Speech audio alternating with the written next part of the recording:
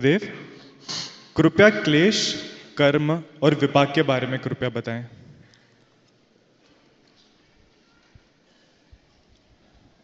आगे चल के योग सूत्र में महर्षि पतंजलि बताते हैं क्लेश क्या है। 5 क्लेश बताए। अविद्या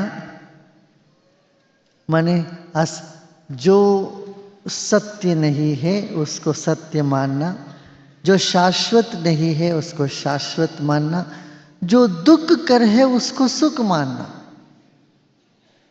ये अविद्या है।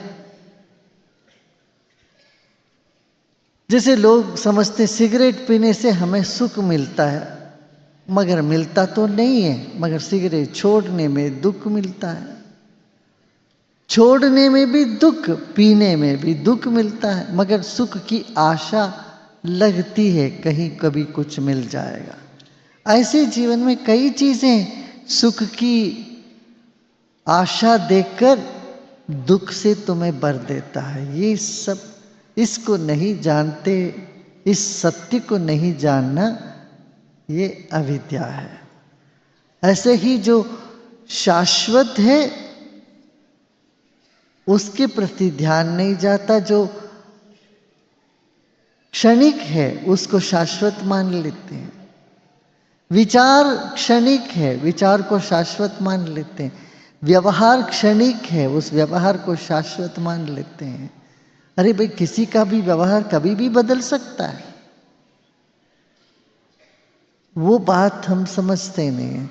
तो यही अज्ञान है या अविद्या है। और अस्मिता, मैं हूं, तुम कौन है भाई, कहाँ हो, कहाँ से टपक गए।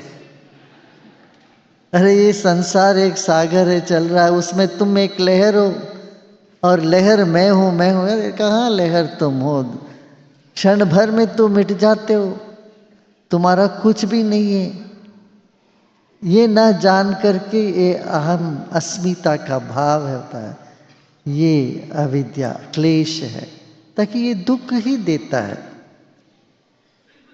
ऐसे ही राग, किसी भी प्रकार का राग हमें दुख में फंसाता है। द्वेष भी इसी तरह से, सुख मिलता है तो उसमें राग, दुख मिलता है तो उसमें द्वेष, ये होने लगता हमको। ये भी क्लेश है। जो सुख मिलता है मिलने से पहले क्लेश है, मिल लिया, सुख में है हम, उस वक्त उसको खोने का डर होता है तो क्लेश है। सुख आके चला गया, उसकी स्मृति क्लेश लेके आता है। ऐसा ही द्वेष, जिसके प्रति भी द्वेष भाव है वो इतना तुम्हें सता के छोड़ता है। द्वेष तुमको जला के छोड़ता है, सता के छोड़ता है, दुखी घर के छोड़ देता है। द्वेष ये भी एक क्लेश है। और अभिनिवेश माने भय, बिना कारण किसी बात को लेके डरते रहना, भयभीत होना, ये भी क्लेश है। ये 5 क्लेश है।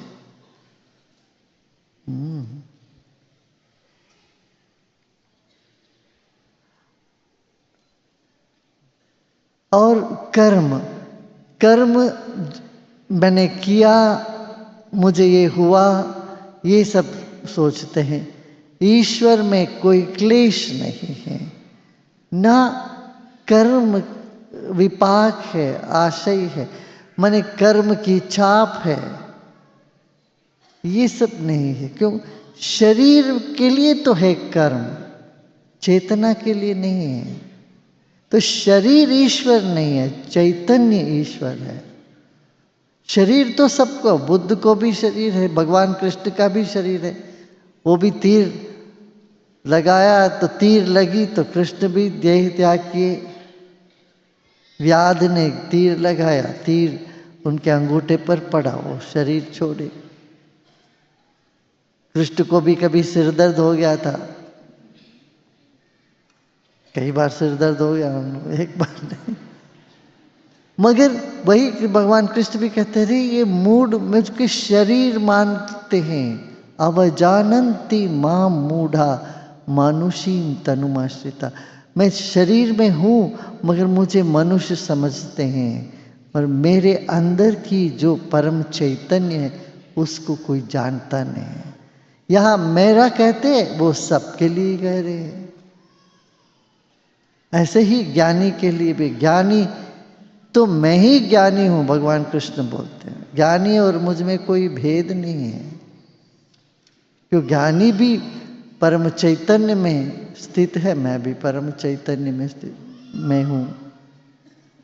तो वो क्लेश, कर्म, विपाक, आशय, इन सब से अछूता रहते हैं। परामृष्टा माने अछूत रहना, इन सबके बीच में रहना मगर इनसे अछूत रहना, ये ईश्वर तत्व है। ये ईश्वर तुझ में भी है। तुझ में जो ईश्वर है वो बाहर की कोई भी चीज से अछूत रह जाता है। तुम्हारा उम्र ईश्वर को नहीं लगता है, शरीर में बुढ़ापा आता है तो ईश्वर को कोई बुढ़ापा नहीं आया। शरीर को बीमारी होती है तो ईश्वर को नहीं छूता है।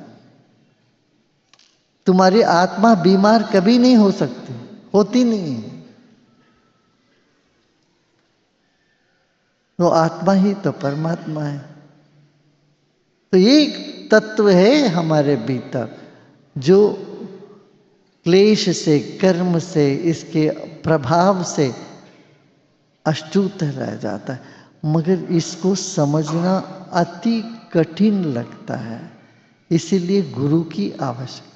गुरु में तो दिख जाता है, गुरु अलिप्त है, और इसीलिए गुरु से के साथ नाता जोड़कर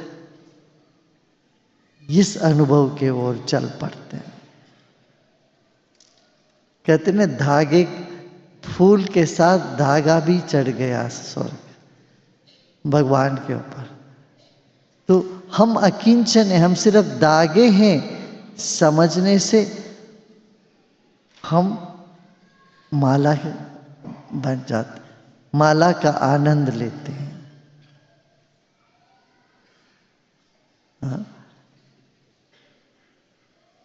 यही बात है समझने की। यहाँ पर क्लेश, कर्म, विपाक, इन सब से अपरमनुष्ट, अछूता रहते हैं। वही ईश्वर तत्व है। खुद में देखने में मुश्किल होता है शुरू में, क्यों? अभी तो तैयार नहीं है, ना शरीर, ना मन, या ना बुद्धि। तब ईश्वर को मानकर उसको, उसके शरण में जाना, तब ध्यान लगता है। ये बात है।